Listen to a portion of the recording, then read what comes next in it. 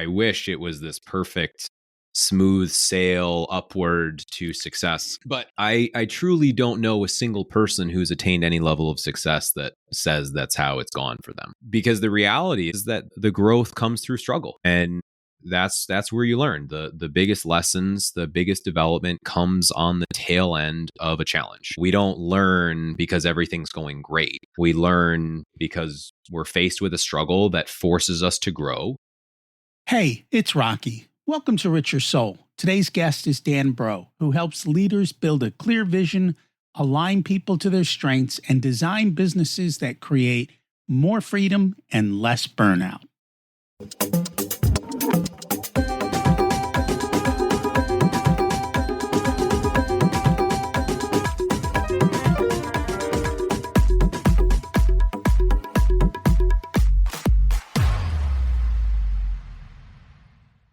Imagine it's 12 months from now, and you've achieved your major life goals. How does it feel to be in the best shape of your life? To wake up energized, excited about the day?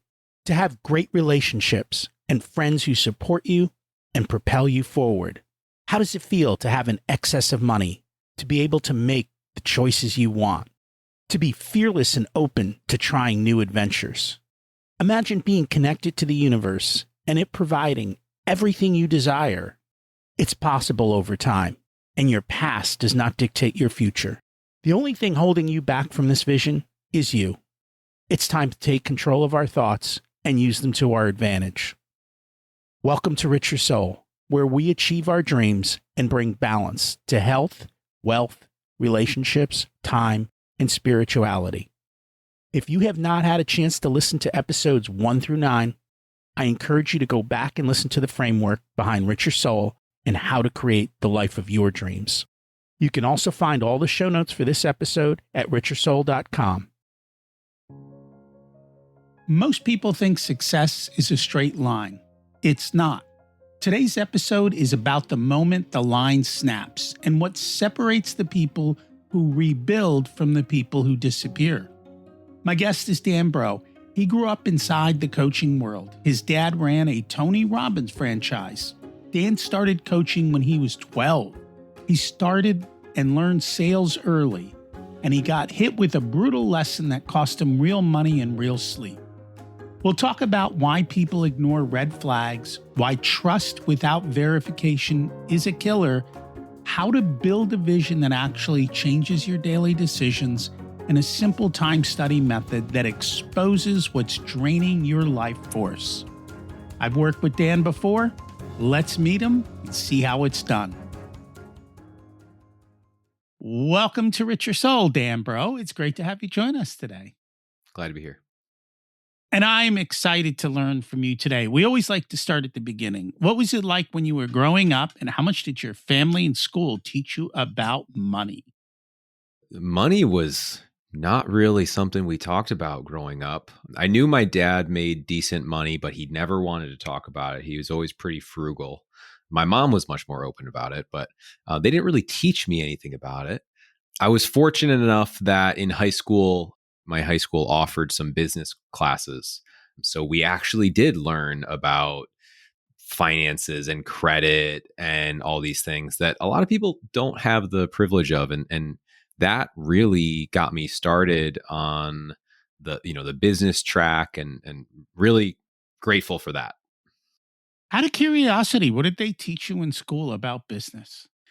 So it was interesting. They used like computer simulations, and it was, you basically play games, but it was, you have your own business and you have to learn how to run the different departments and figure out what you want to sell and how you're going to sell it. And you have to make hiring decisions. And so there was that component of it, and there were competitions. And, but we also talked about, what personal finances looked like and what credit looked like and how credit cards work and how to balance a checkbook and like some of the basic fundamentals that most people, even after they graduate college, they have no idea how to do.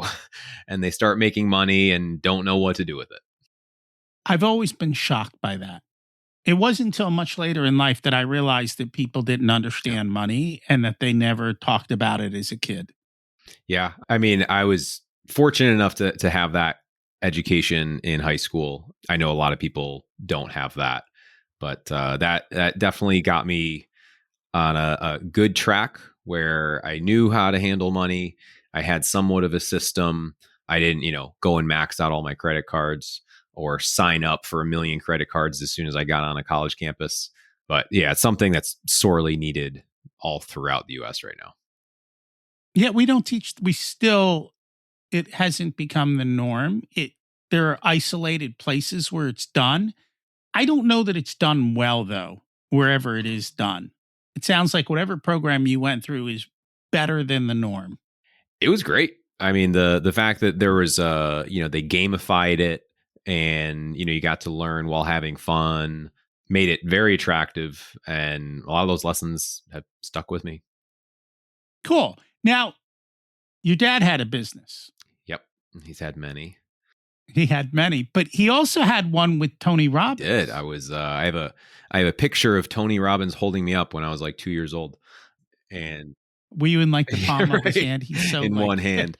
Yeah, when I was, a toddler, my dad owned a Tony Robbins franchise, which, that's not a thing anymore. But so he had this territory up here in upstate New York, and he would put on the seminars and the workshops and do the coaching and all that stuff using those principles. And that, I mean, when I say I grew up in the coaching world, I mean it. I grew up in the coaching world. And then, you had met my uncle a few weeks back. He was the global chairman of EO for a while, and he's still heavily involved in that. And, my dad does executive coaching now. So I was born into it. I've lived that world my whole life pretty much. And yet they didn't talk about money. Oddly enough. It's funny because if you're going to run a business, that's like the one thing you kind of need to know. No, I learned a lot of structure and discipline and taking action and goal setting and personal development, but not the money side. Why do you think most people don't take action? I think the alternative is that they have really convenient and easy options not to. And our world is set up to have them be pretty lazy and just go along with whatever they're being sold. And, things like social media, it's literally designed to keep you scrolling. It's to have, to keep your attention, everything's in 3-second clips or 1-second clips. And it's, constant dopamine hits. And it's so much easier to do that because it's immediately rewarding. And so it's sort of hijacking your brain. And ultimately, they are making the choices for you. They are choosing how you spend your time instead of you making intentional choices yourself. Yeah, it's gotten a lot worse. I mean, I grew up before the phones, but now this whole generation grew up with them, and it's instant hit. We used to have, I think, 4 or 5 TV channels, not, and it went offline at a certain time, and you didn't have that much pulling at you like we do today. And so it was just a different world. When did you start coaching? Legitimately, when I was 12 or 13 years old. What were you doing at 12 or 13? At that point, it was mostly like fitness and health stuff. So I again grew up in the environment. We had a gym in our basement. My dad was, he wrestled in high school and college, and he had done martial arts pretty much his whole life and lifted weights. So we had a wrestling mat and a gym in our basement. And so it was just around. So I started doing that, started training with him, started reading books, learning about nutrition and program design and all these things. And so I really started that before a lot of my peers. And then people just started asking. And it wasn't like, this formal coaching arrangement, but yeah, I started coaching my friends and family members on nutrition and exercise and all these things before I really knew what coaching was. Out of curiosity, just because Hormozy came from the world of fitness, what do you think of all his stuff? He makes a lot of noise in the market. I think he's a phenomenal marketer. I mean, that's sort of what he does. He's really good at creating different marketing plans and different, sales pipelines, really good at that. Obviously, really good at getting eyeballs. I've read a few of his books. I think there's a lot of useful information in there for specific types of businesses, especially those that are consumer facing. I think some of that stuff, like we had talked about, maybe not as applicable in business to business, but if you have that type of a business and that's a need you have where, you need to fill that pipeline, you're not really getting what you need there. It can be a great way to figure out how to structure your offers and get more out of the people that are already coming in the door. That makes sense. Does he have beyond marketing? Is there substance? I think, I haven't looked to him for other stuff. I think Okay. it's sort of like how a little kid sees a professional athlete and they admire this person and they idolize them. And then suddenly they think, well, they're really good at this thing. I admire them here. So let me listen to everything they have to say. It's like, no, they're just really good at Yeah. sports. It doesn't mean they're great at everything, but they have this platform and a camera and a microphone stuck in their face. So they share their opinions and everyone has one. So, say take everything with a grain of salt, even stuff that we're saying here, because a lot of opinions and ideas can be good, but there doesn't mean it's good for everyone. So, you take it and say, hey, does this apply to me? Do I believe this? Does this apply to my situation? Could it be useful? And if yes, great. If not, that's fine too. I think one of the things that Alex does really well is he just gives. He just gives a lot of value. He tries to help. And I'm sure he's helping a ton of people in the process. And maybe there's also a ton of people that aren't getting value from what he's doing, but he's trying and he's given a lot of value and he's putting it all out there and he's making it accessible. I know a lot of his books, even, the most recent one, all you had to do was pay for shipping to get it. There was no cost of the book outside of that. So he's doing his best to give a lot of value. And I know he's getting a lot of value in return. Cool. You started getting sales training relatively early, didn't you? Yeah, I learned, I would say some of the best sales training out there, even still today, is the Sandler sales method. I was fortunate enough that I learned that in college. I did a financial services internship and they taught the Sandler sales methodology, and I still use that today. I think, it's a lot of people have a bad taste in their mouth, or they think very negatively about sales because there are all these movies that came out in the 90s and early 2000s about, like, always be closing, you got to close hard, got to close often. It's like this pushy, overly, manipulative person who's just trying to get a sale no matter what. And, like, yeah, that's a terrible way to sell, and, like, nobody wants that, and those things don't work anymore. But when you can sell well, it doesn't feel like sales. And so when you can have a really good conversation with somebody and match their issues to something you have to offer, and they don't feel sold, they just feel like a problem is being solved, like, that's what good sales feels like. And it's not like, oh, you have to convince them or come up with the perfect words to say to get them to buy or do something, or get them to do something they wouldn't normally want to do. It's honestly probably understanding them at a deeper level than anyone else has taken the time to do. And then evaluating if it's a fit on both sides. And you're interviewing them just as much as they're interviewing you. And it's leading that process, being a guide for them, truly working to understand what issues they're facing and if you can help them or not. And I think that's a big part of it. Sales has gotten a bad rap over the years, but the reality is everyone's a salesperson. You want to date, you're a salesperson. You want your kid to do something, you're That's a right. salesperson. You want a promotion, you're a salesperson. And I think that's the one thing most business owners don't realize is you're always in sales when you run a business, because that's what you just have to be doing. you have to be promoting and get out there and do that. And if you don't, then no one understands what you have to offer and they're not going to buy it. Even if you can help them tremendously, you still have to convey that message. And I think it's a lot harder than it seems. Yeah, I agree. You're always selling something, whether it's continuing to have to sell your employees on some new direction or initiative or project or task, or just continuing to sell them on yourself and your vision and the direction of the company. And it's always, I mean, it's sales and leadership and coaching, they're all cousins.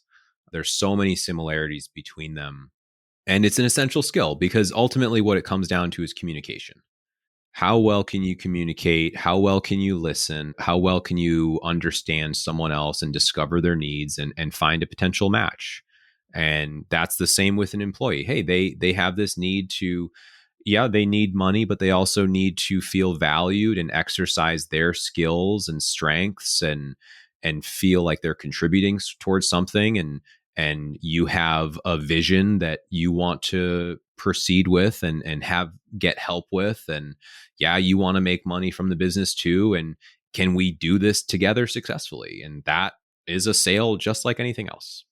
That it is. And I think when people realize that, it kind of shifts their focus away from the used car sales guy that nobody wants to talk to. And I get that. It's not easy. Yeah, because the bad salespeople typically stand out more in your mind because you're like, oh, that person was so pushy. They were aggressive. They were annoying. Like they were really trying to persuade me. It just felt bad. And that is much more memorable than a smooth, easy conversation where someone just met your needs and it just felt easy. And that's actually a good salesperson.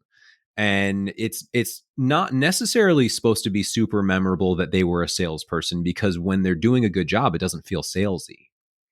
They just feel like they're helping you. It just feels like they're listening. It just feels like a good conversation. So you don't really associate them with sales like you would a used car salesman. So and I think that's how it should be. When someone is really good at sales, like you don't feel like they're a salesperson. And I think that's the key, is doing it the correct way. And at the end of the day, it's being out to be helpful and wanting to help that person achieve their goals. And also knowing to say, you know what, I can't help you, but maybe so-and-so can. And that's okay too. And I think that also brings a certain amount of value as well. Absolutely. Well, because then it aligns. Because if you're forcing a sale, especially with someone that doesn't fit what you do, and if there's an ongoing relationship, that customer is going to be a pain in the butt for you, because they don't want what you have, or you don't align with them, or they don't align with you. And so you're going to have to then like adjust what you naturally do. You're going to have to come up with new products or new services or a new way of helping them that is so outside of what you normally do. And now you're reinventing the wheel for every single person that comes in the door. And that's just a really poor way to do business. I'm with you. So it sounds like you, in a sense, had an idyllic upbringing. You enjoyed what your parents taught you. Has it been the perfect journey? Man. I think we all have our struggles. I mean, I started my entrepreneurial career seriously on, going off on my own and about 10 years ago. And gosh, I wish it was this perfect, smooth sail upward to success. But I truly don't know a single person who's attained any level of success that says that's how it's gone for them. Because the reality is that the growth comes through struggle. And that's where you learn the biggest lessons. The biggest development comes on the tail end of a challenge. And we don't learn because everything's going great. We learn because we're faced with a struggle that forces us to grow, or we're going to keep facing that same challenge until we figure it out, until we grow into the person that can handle that. and grow past it and get through it. So, I mean, no, there was a period about 7 years ago where, I looking back, I'm like, yeah, of course those were mistakes. Of course I shouldn't have done that. But at the time, didn't know that. And yeah, I mean, I started a business with a guy who was super skilled in one area, but I sort of let that blind me. I didn't really pay attention to some red flags that I saw because I was so focused on these things that he did really well. And, I wasn't that structurally wasn't good from the start because of those things. And, we ended up taking on these big projects that required this big machinery and big jobs and big crews and all these things. And, I was mismanaging the business because I really abdicated a few roles, and I don't want to say I trusted too much, but I overlooked things that I shouldn't have overlooked, and I was sort of hoping for the best because I was sort of on a roll at that point, and things were going really well. I was like, all right, if I'm doing well here, let's take it up to that next level, and I stepped into a world I didn't know as well. I was going from renovating houses and renting them and doing that to like, hey, let's do new builds, let's do construction, and with a partner I'd never worked with before, and bought all this big machinery. And the partner I had, he was running the crews, he was bidding the jobs, he was doing all that, and I was sort of the business side. And, come to find out, he's not at all the person I thought he was. Massive turnover with the crews, jobs never occurring when and how he said they were going to. He was basically running the jobs and the crews into the ground. Ton of things going on that shouldn't have happened. And we ended up, running out of money in the middle of building someone's lake house. And, there was a lot of legal threats thrown around. Thankfully, it didn't end in a lawsuit, but I did end up having to, voluntarily surrender all this machinery. And, there was an 80,000 draw that I never got paid out on. And I had to pay all these attorney bills and all this. I had to pay out of pocket for all the materials that were ordered that were never paid for. Simultaneously, I was doing this big redevelopment project, overestimated how much it could sell for, underestimated how much it would cost to do. All in all, between those two projects, I lost over $800,000. I mean, I was at the point where, if thankfully one of the loans were with a family member and they were kind enough to let me pay it off over time. But if I didn't have that, I would have had to declare bankruptcy because I didn't have $800,000 in cash just sitting around. And, that was incredibly stressful. I mean, I was at the point where I was selling tables and chairs and lamps and stuff out of my house just to try to have cash, just to have anything. I sold all my rentals. I, liquidated my 401k. I got rid of everything I possibly could because of that debt. So has it all been smooth sailing? No, certainly hasn't. And I learned some important lessons from that. And sometimes those lessons take a while to learn. Sometimes you have to relearn them. Sometimes the lesson continues to show up in one way or another until you really make the changes necessary. And I think that'll always happen. There's always a next level to grow to personally, because your business will never exceed who you are as a person. So challenges will always come up. I don't think there's ever a point where anyone's like, oh yeah, life's perfect, never run into any challenges, haven't had any challenge in years. Like, it just doesn't exist. We'll talk about the comment about growing and evolving. What I've noticed is, including myself, we tend to ignore red flags, especially if we're maybe enamored or we have trust and we think something's going to happen. Do you know why that is? Like, why do we do that? Why don't we go, wait, something seems like we wait too long? In my experience, from my perspective, what I see is I get so excited about something And I just like, I have this clear vision for how well it's going to go and the life I'll have after this thing. And all the, it's so amazing. And, I tend to be very future looking, more optimistic, as a lot of entrepreneurs are. And that can be a huge asset because you're willing to take chances. You're willing to go for it. You're willing to keep working until you get it. And that can be super valuable. That can be one of the reasons you succeed. But on the other side of that, it can also be one of the reasons that you fail and you make mistakes because you do push for things to work and you do see, oh, yeah, but if this does work, it'll be so amazing. And so, you're maybe a little bit more tolerant of risk and, you're optimistic and you're the type of guy who can figure it out and get it done and solve the problem. And, you're type A driven, action oriented type of person, as a lot of entrepreneurs are. And so therefore we say like, oh, well, I'll figure it out. Like I'll make this work. I'll get it done. We're used to being the person that, makes it work, that drives the business forward, that you're the engine. And so it's easy beforehand to minimize problems because you're like, oh, I'll figure it out. I'll get it done. I'll make sure it works. And so it's easy to just think about the positive because it's way more exciting to think about that stuff too. And to believe in yourself that you can achieve that or overcome something or minimize the chances of something going wrong. Because that stuff's not fun to think about. And, most people tend to overestimate their abilities and underestimate the likelihood of things going wrong. I've noticed that with entrepreneurs.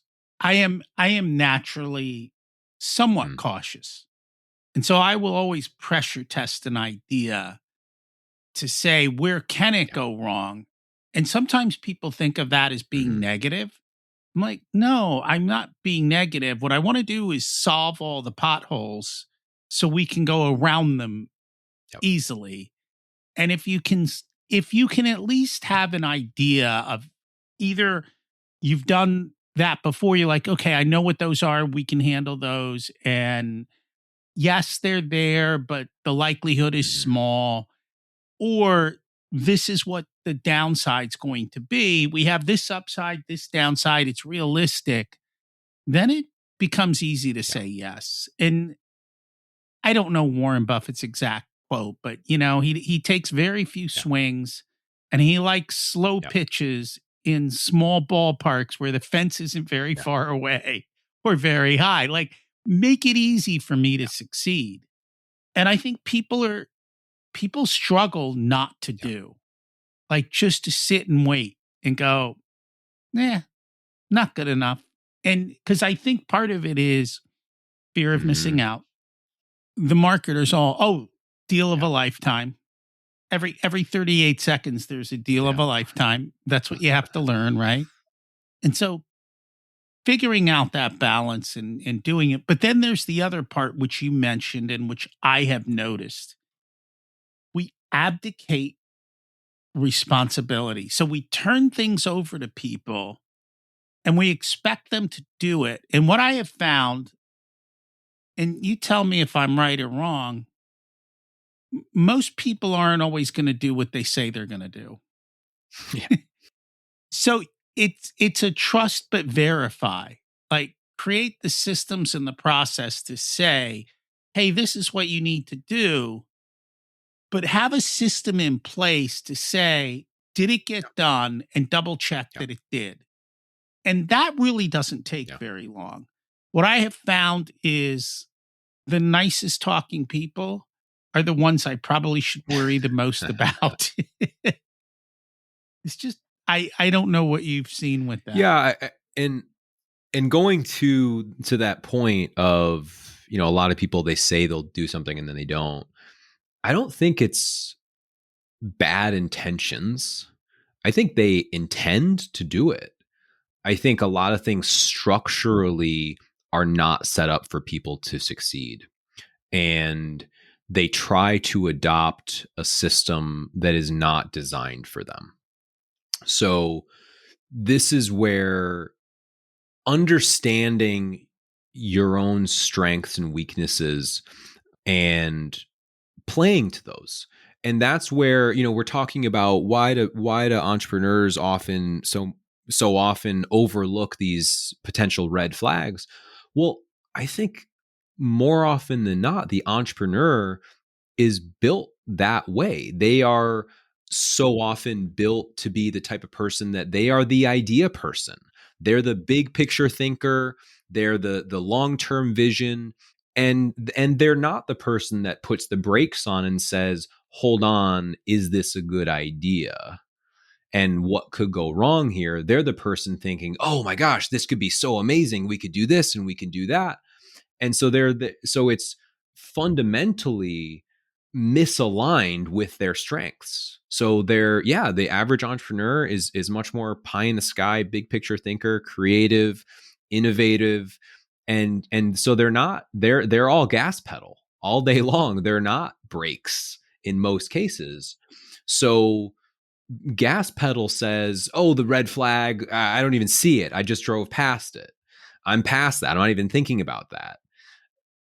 So it's just fundamentally who they are, which is why, companies generally do well when they have more than one person, because they have a variety of strengths playing simultaneously. Now you have a good team, that you create a well-rounded team with specialized individuals who have their own different strengths. So, that goes to the same point that you were just mentioning.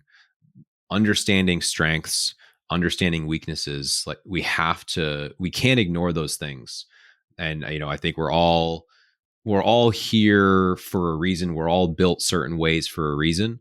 I think a lot of people, I see this all the time, they, instead of playing to those strengths and structuring things to operate how they would normally operate, they try to fix themselves and say, well, oh, I'm not disciplined, so I need to figure out a way to do that. I'm not detail oriented, so I need to fix that.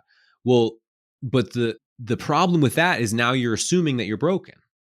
You're assuming there's something wrong with you because you're not getting the same results as someone else. Well, no, maybe they just have different strengths than you do, but you're trying to play the same game.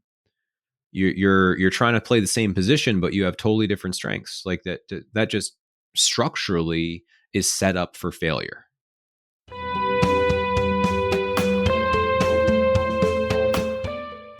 This episode of Richer Soul is sponsored by the Profit Answer Man podcast. If you're a business owner who wants to scale and grow, increase profits, or want to have strategic conversations around your financials, then check out the podcast. You'll learn how to work less, increase cash flow, increase profits, and build reserves to help you weather storms. It's built on the Profit First methodology of pay yourself first. The Profit Answer Man podcast is a must listen to for every small business owner and anyone who wants to help them survive and thrive. Check it out on your favorite listening platform. It could be timing. You've been in the real estate business. I've been in the real estate business. It was easy in 2011, right? 10 years later, if I'm trying to use the same methodology, it isn't going to work. And yet if the guru's saying, I did this, you're like, yeah, you did in 2011. It doesn't work anymore. So there are all of these other factors that come into play. And honestly, sometimes it's luck. You happen to be at the right place at the right time with the right message. Certain people have those certain skills that allow them to be able to do that. And that doesn't necessarily make them the right people to follow or the best or a good comparator for you, because it just might not be. And I mentioned Warren Buffett earlier. The way that Warren Buffett built that company, he took opportunities at a time where he kind of created those opportunities. Today, those opportunities don't exist. Like he would have, I'm not saying he couldn't be successful if he was 25 years old today. I'm saying he was not going to use the same playbook. He'd have to use a completely different playbook today, and he'd have to figure it out, which is, I don't disagree that he probably could. And I think people need to realize that. I think too often we don't think through it. We get stuck with the glamour of the moment. We don't look at the red flags, and then Yeah. I mean, you take enough swings and eventually you'll get a hit. And sometimes you have a really easy pitcher and you get a lot of hits.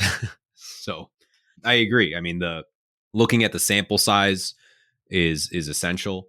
How big is the sample size? What are the details of it? I mean, anytime, talk with, other business owners and they're saying like, oh, well, I need more leads. It's like, all right, well, how do you know? Well, it's because sales are low. Okay. For how long? And what numbers are you referencing? Like what metrics specifically? And come to find out, it's like they've been dealing with a problem for 3 days and the sample size is way too small. And not only is leads not the problem, they have more than enough leads, but they're not getting to them quickly enough or having the right conversations. So, looking at, it's really easy to embellish something and make it sound way better than it is. Like, oh, I did all these, I did this, I did that.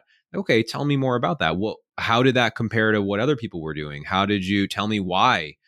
And how does that apply to today? And in this environment, in this climate, and the more context is essential, because anything can look good in isolation. But sample size, okay, great, how long have they been doing it? How long has that issue been? How long have you been facing that? What are the actual numbers behind it? What's the benchmark that you're comparing against? It's really easy to make anything look really bad or really good in isolation, but context is key. it is very true. Too often we get caught up, or depending on who you're dealing with, a lot of times, I don't know what the right word is to use, but they make you feel inferior. And when you get that red flag, call it and move on. You just have to have we all have that self-doubt, and you got to overcome that. If they're pushing that self-doubt button, it's eject time. It's great marketing. It is. Well, that's why I asked you about Alex. He's very good at marketing. And that's just the reality of the world today. It's funny because Alex kind of built upon Russell Brunson.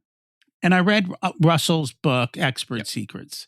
And he had one line in there that just hit me hard and changed the way I do business. And it's not in the way you think. He said, if you market to people who take action, you eliminate 98% of your audience. And I said, you know what, Russell? I'll take the 2%. You can have the 98%. I don't want to waste my time. And I was okay with that, but I did that strategically. I was like, that is the place I want to play, and I'm okay with that. Well, if you're out there selling courses, doesn't impact you if they don't take action. They still bought. But if you're in, personal advisement, coaching, service based, where you actually have to ongoing work with people, then it really matters who you're working with and how much they take action. Exactly. And that was kind of the key. People don't realize in the world of courses, I think the completion rate's about 3 to 5%. I believe that. And it was funny. I was just reading an article that talked about the reason people buy stuff. And some people buy stuff for a label. In other words, I bought a course on being an entrepreneur. I'm an entrepreneur. You haven't even started a business. And some people want knowledge and they're just interested in knowledge. And there were a whole bunch of reasons. It was very interesting to see the psychology behind it. In any case, we're here because you help entrepreneurs what they want out of their business: more freedom, more clarity, more profit, more life, which is very much aligned with what we do. Yeah. What kind of brought you to that space? Like I said, I was born into coaching, literally. And it's, that question, that is always asked, like if you won the lottery, you won $100 million and it was sitting in the bank, what would you do? How would you spend your time? And people say, well, I'd travel the world and I'd go hang out on the beach. It's like, okay, well, after the honeymoon phase, then what do you do? Because ultimately people want to contribute to something. They need to work on something. Otherwise they'll just go nuts.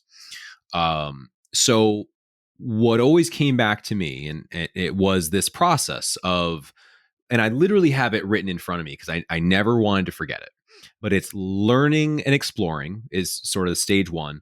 And then coming up with ideas and innovation to then create and collaborate to grow and transform and then share it and recruit and sell and rally others.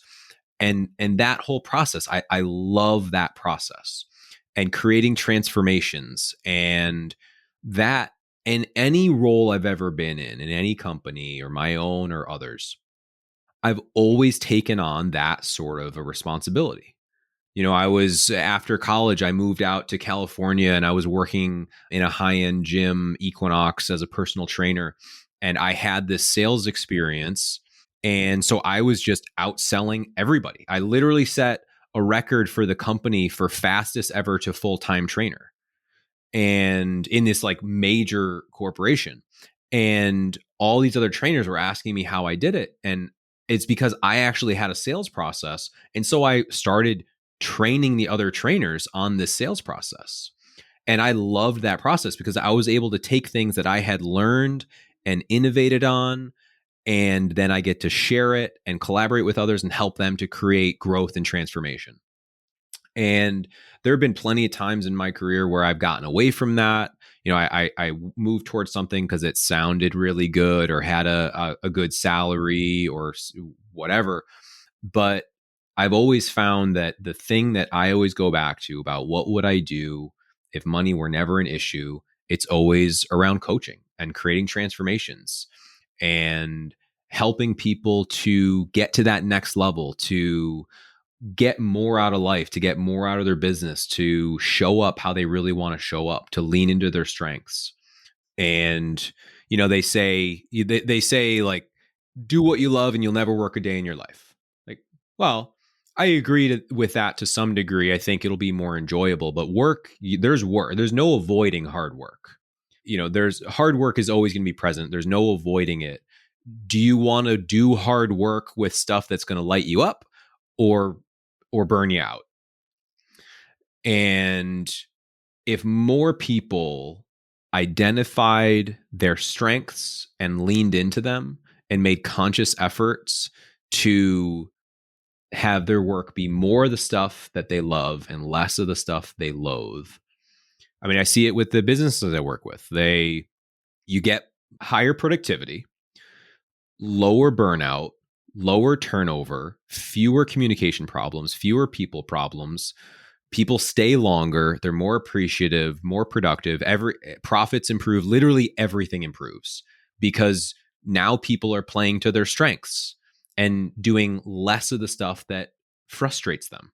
It would be like if I took a football team and I said, well, yeah, Mr. Wide Receiver, I'm going to have you play center, and offensive tackle, you're going to go play running back, and quarterback, you're going to be the punter. And I would totally misaligning people with their strengths. Well, you look at that and you're like, of course that team would fail. Of course they would be terrible.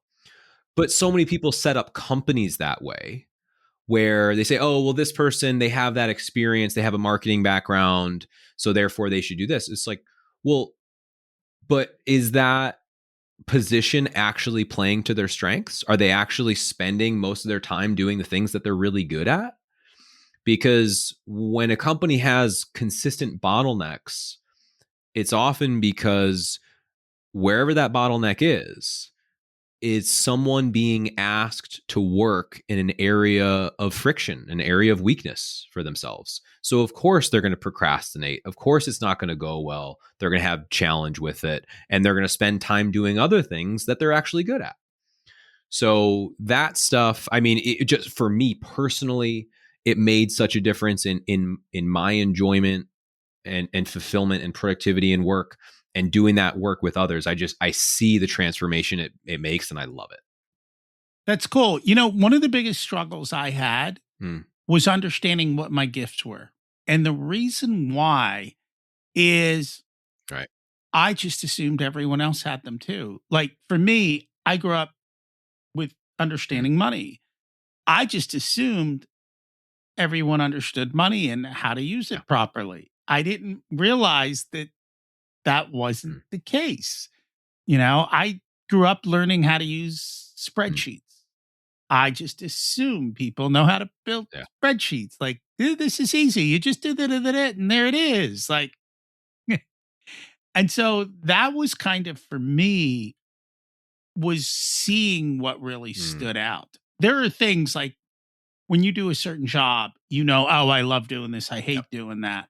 But more so on the skill level or the genius level of what is it that you Yep. do, those were kind of the things. And even to this day, I still wonder or think about it or that. And so it's just interesting to really be able to hone in and see what is it that the world values you Mm, for, because sometimes it's not so yeah. clear. Yeah, there's that. I mean, there's all those different tools. There's, I don't know if sometimes I mix up the names of it. There's like the ikigai. Ikigai is it's the combination of what do you Yep. love doing?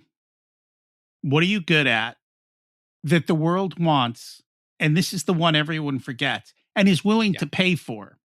Because if they're not willing to pay for it, you have a hobby, which is Yep. perfectly fine. Just Yep. understand it's a hobby. That's the one. Strength Finders, I mean, Strength Finders shows you certain things. Myers Briggs give you Mm, temperament. Colby gives you, you know, are you a fast start? This. None of them go, oh, you're a money right. master or you're really good with spreadsheet. Like that's kind of, you know, Strength Finders. There's so Yeah. many out there. And so I've taken a lot of them just to get those types Yeah. of information, but it's the other parts that are don't always show up. Yeah. So that's where like one of the things I utilize and I find super helpful is a highly detailed time study where I have people take it, and the way that it's structured. So anytime, and if anyone doesn't know what a time study is basically you keeping track of everything you're doing, generally for about a week. A week is ideal, and so in detail. So if I were doing a time study right now, I would have from the time we started to the time we ended. I would list podcast, Richer Soul podcast with Rocky from this time to this time. And then after that, I would list a few things. One, did I get any interruptions? Well, during this time while we were recording, I really hope not. Two, what was the energy result? Was it positive energy, neutral, or did I lose energy on it? That is the immediate recording. After I'm done doing that for an entire week, and it should be an average week. Now I go back and record, were these activities revenue producing? Do I want to do more of it, the same amount, or less of it? Was it important or not important? Was it urgent or not urgent? And what type of task was it? Was it a do, decide, delegate, or design? And there may be one other thing I'm missing, but either way, what it helps you to do is identify what type of activities are you gaining energy from? What do you want to do more of? What do you want to do less of? What's draining for you? And now you can, I mean, especially with things like AI, you can take that spreadsheet and feed it into AI and get an amazing analysis of, hey, generally these are the types of activities that you self-report give you a lot of energy. These are the types of things that tend to drain your energy. Here's some commonalities between them. Here are the things that you're doing that are you say you want to do less of, or you're consistently getting interrupted around this time of the day. That's leading to this much lower productivity because they have studies showing how much the context switching takes away from your productivity, on average 23 minutes per interruption. So now I have a really good analysis of, hey, how am I spending my week? Where's my energy? And what type of things are bringing me energy and draining my energy? And now when I'm looking at, okay, what should I be doing more of or less of? And what tasks maybe do I want to automate or delegate to somebody else or something else? Now I know that the first things are generally going to be the things I want to do less of and the things that are draining my energy. And you can put these all in a chart of, that I love it's the four quadrants of important, not important, urgent, not urgent. You can literally plot out, hey, 40% of your time is spent on unimportant and urgent things. Like, maybe that's something worth looking into. Seems like you're probably constantly getting pulled around where other people are dictating your time. Probably not great if you're looking to be super productive during the day. So these, an analysis like that goes a really long way in helping you to hone in on, what do you do that brings you energy? What do you do that drains your energy? And then analyzing it to the next level of, how do I do more of that stuff and less of the stuff that drains me? And something that you can continue to do. I mean, you can do it multiple times a year if you're constantly, trying to upgrade, or if you're at a point where you're starting to feel burnt out. A great study to do, because then you can identify the things that are actually burning you out throughout the day, and figure out how to get those off your plate. I am with you on that. And I think all of this leads to building a meaningful vision for your life and for your business. And we talk about that.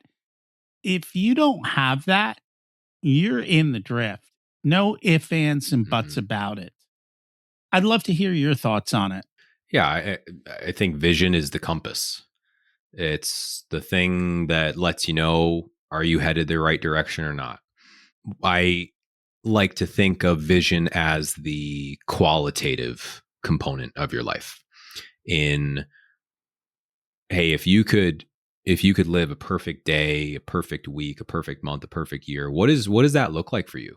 What is not maximized, not borrowing someone else's vision, not like, hey, everything needs to be, I need this 50,000 person company and I want this 20,000 square foot mansion and, 5 Ferraris and 2 yachts and all the, it's like, no, that maybe that's meaningful for some people. For most people, it's not at all. It's more about, how do you want to feel on a regular basis? What emotions do you want to feel? Who do you want to be spending your time with? How do you want to be living? Where do you want to be spending your time? What environment? Who do you want to be working with? What do you want to be working on? How do you want to play to your strengths?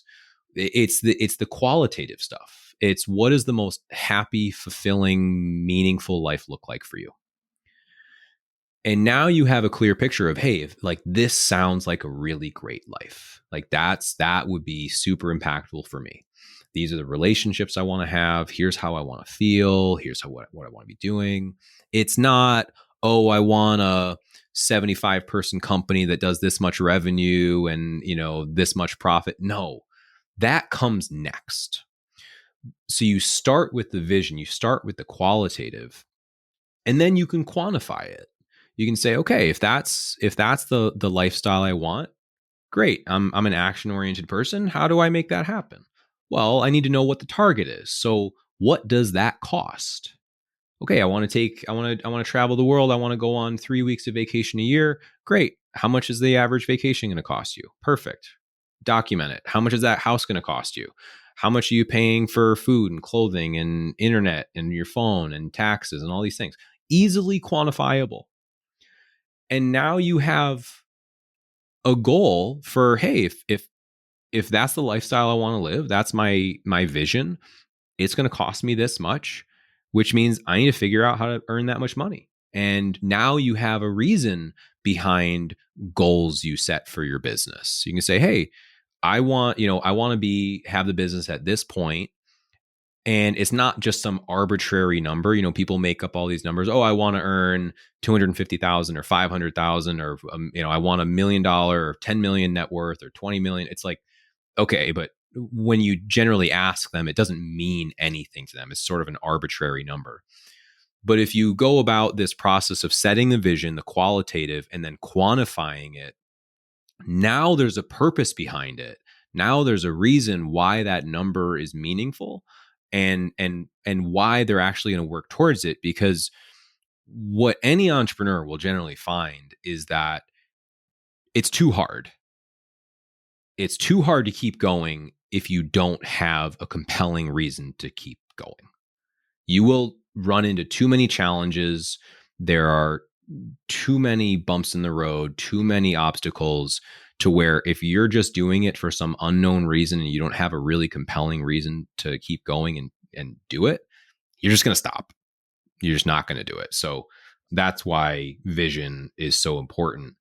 And getting the clarity of vision, I like to use the process of, the 5 whys. You ask, someone says, oh, I want this. And you go, okay, why? And they say, oh, because, that would, like, they say, oh, I want this car. And okay, why that car? Well, it would just be, really exciting. And, I love driving fast. Okay. And what do you like about driving fast? And well, they say, well, it's just, it's really fun. And okay. And tell me, more about, like, why is that fun important to you? Well, I get a sense of freedom, and, and it gets down to the feeling, ultimately the feeling that they're looking to have. And so they're looking for fun and excitement. It's like, okay, so you're looking for fun and excitement, as that's part of your vision. Great. That's probably meaningful. Now, you're hoping that this car will give you fun and excitement. Let's stress test that a little bit. Maybe it will. Maybe it's gonna be, the literal ride of a lifetime, and you're gonna love it forever. And maybe that's perfect for you. Or maybe you're gonna work your butt off for this super expensive car. It's gonna be exciting for a month, and then you're gonna get bored of it. I don't know. But if you're looking for fun and excitement, are there other ways that we can meet that value without having to go and buy this thing that may or may not meet that goal? So stress testing, you mentioned stress testing, goals or an idea. Well, I think a vision should be stress tested as well. And a way that is successful to do that is you just keep asking why, or, meaningful questions, trying to get down to the purpose of something. And once you get down to the feeling of it, now if something really is purposeful or not. I am always shocked at how few people do this. Like, once you know where you're going, it becomes real easy to get there. Most people spend most of their life not knowing where they're going and wonder why they didn't get there. Yeah. Or they don't, as you said, Yeah, understand the why.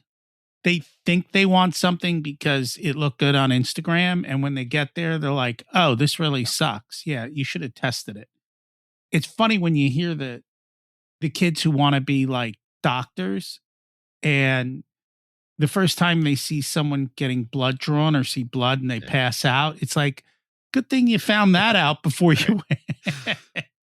But those are the things that need to happen. And it's, I keep telling people, and now they're hearing it from somebody else. So hopefully at some point they'll actually take the time to sit down and create all of this stuff. It takes work, and it's not a one-day process. It takes months to put this thing together. And you just got to get it and go for it, and then continue to evolve it. This is not, I think a lot of people think these are stone tablets. Yeah. They're not. They're just a editable document that is good for today. And then at some point tomorrow, you can change it if you find out something has changed, or the world has changed, or whatever it is. You go for it. Is there anything else we should have talked about that we didn't get a chance to? I mean, one other thing I would like to add on the vision side, because people often have a tough time with setting a vision, and they like don't know where to start.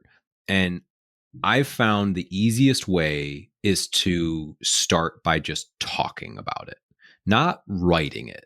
Because writing it takes too much time. It takes away a lot of the emotion out of it. Ultimately, the vision should be something that is emotionally compelling to you. It has feeling behind it. And so what I recommend people do is always to just record themselves, and you're having a conversation with somebody, and you're just talking about what a great life looks like to you. How do you want to feel? What do you want to be doing? Who do you want to be doing it with? What experiences do you want to have? What kind of work do you want to do? Who do you want to be helping? And now it's just flowing. You're not thinking about it. You're not taking too much time to write it out. But that is a great place to start, because now you're letting your passion, your emotion come out. And then afterwards, then you take it and you start refining it and questioning it and what's meaningful and what's not. But I like to have people start that way, because then it starts with the emotion, and that's generally where you're trying to get to, the meaningful components of it.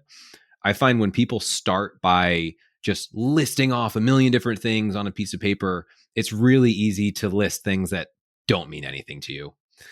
So I like starting with just the verbal part. This is a perfect case study for AI. Like, this is where you just talk to AI and you go, hey, I want you to do this for me. And here's what we're going to do. And I'm going to start throwing this stuff out. And you just keep asking me why. And then put the whole thing in a document, and then let's work on it. And it is like, we have such tools today that it amazes me. Like, people would, if I said that to somebody, they'd be like, AI can do that? I'm like, yeah, it can do everything. Just do it. Like, go. Wild and crazy times. Incredible stuff.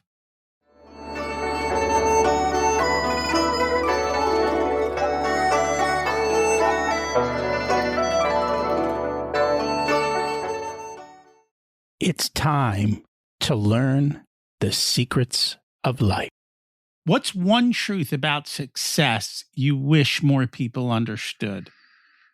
It's on the other side of failure. Nobody wants to hear that. You got to try, right? And when you try, you're going to fail. And, it's funny when a kid learns to ride a bicycle and they fall down, they just laugh. And somehow we forgot to do that. What's a lesson that cost you a lot but was worth every penny? Just go for it. Yeah. Sometimes you have to, right? There are times where you just, what is that word? Something about procrastination. Too much information, and you get stuck in it. If you were to give an 18-year-old one specific piece of wisdom, what would it be? Never stop trying to find the things that really light you up. And that's the key. When you're doing what's fun, you just keep doing it. It's not work.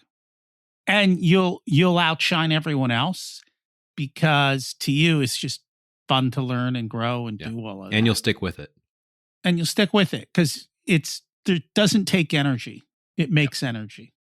If people would like to learn more about you and find you, how can they do that? Yeah. Our website, leaderos.co, or you can reach out to me on Instagram, and that is It's Dan Bro. And we will put that in the show notes, and it is not how it sounds. So go look at the show notes. Thank you so much for joining us today. Thanks for having me, Rocky. If you took even one idea from this conversation and it changes one decision, it's worth it. Dan and I hit on a few big ones. Why we ignore red flags when we're excited. Why trust is a way to verify turns into abdication. And how real vision isn't just a goal. It's a compass for your time, your energy, your choices. And I loved how his practical takeaway, doing a simple time study so you can see what's actually fueling you versus quietly draining you. By the way, if you know someone who might also benefit from this, would you do me a favor? Share the episode with them right now. That's how the message spreads. Maybe they'll also appreciate it as well. Thanks for listening. Have an abundant week.